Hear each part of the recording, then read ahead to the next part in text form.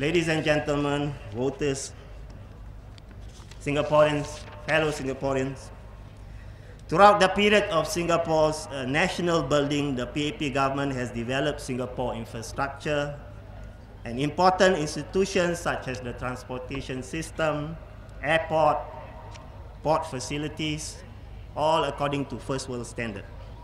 However, throughout all these years, progressive reforms have been neglected on the most important institution in our nation. What is the most important institution in our nation? It is Parliament. So we have not built Parliament in the mold of first world Parliament, like what we have done for our infrastructure and other institutions. So PAP is always fond of using the word inclusive. Inclusive society, inclusive growth. But when it comes to Parliament, it's always exclusive for them. The Workers' Party is striving for a Parliament that will be an effective representative of the people's aspirations and embraces the people's talent. The main reason for the lack of talents among Singaporeans is because the environment does not enable our people to cultivate their potential. This is a result of the PAP policies.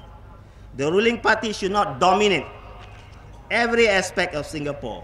PAP, NTUC, symbiotic ties, instead of representing genuine workers, union representing genuine workers, and for the union's proper genuine interests. And then you have People's Association, and you have a greater part of Singapore is all dominated by the PAP. The PAP do not give the space and opportunity for others to evolve. People must be enabled to participate in the development of our society. Organic leadership and participation of diverse groups should be encouraged. Only then can we have a robust society with talented people everywhere. Now, to do this, we need a Parliament that will check and ensure that the executive places core values such as human dignity, diversity, tolerance, mutual respect as key conditions in policy making and implementation. It is of utmost importance. Besides parliamentary procedures and processes, Parliament must uphold core values befitting its dignity and sanctity as the supreme law of the country, because these are its strengths. Now, with the continuing cultivation of diverse talents and core values, we have the elements of becoming a potential great nation. Now, I would like you to follow this in the book Lee Kuan Yew, Hard Truths to Keep Singapore Going. It states, he, meaning Lee Kuan Yew, was convinced that the United States would recover from its current economic troubles because it has shown throughout history that it has the societal culture and talent to innovate, create breakthroughs, and bounce back. So in a dignified Parliament, members of Parliament have full voting rights, including voting for or against constitutional amendments and money supply. In a Parliament that holds human dignity, there is no such thing as a second-class member of Parliament. In the remaking of Parliament, we must be grounded with a sense of our own people.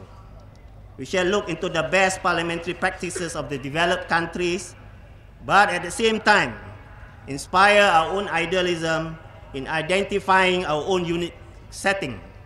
Parliament will evolve with the people's contribution of ideas and thus become a true Parliament for its people.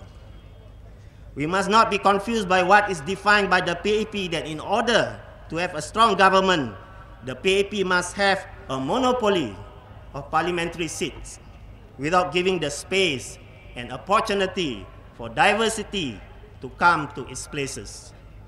This is the result of the PAP consuming overwhelming power, and thus become myopic and not able to see the other picture.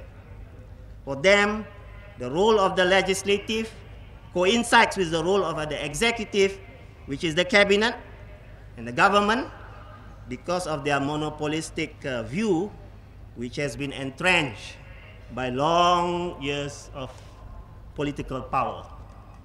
As such, they are unable to appreciate the real value of organic and thought leadership that emphasize an important distinction between leadership and management, between the role of the legislative and the role of executive.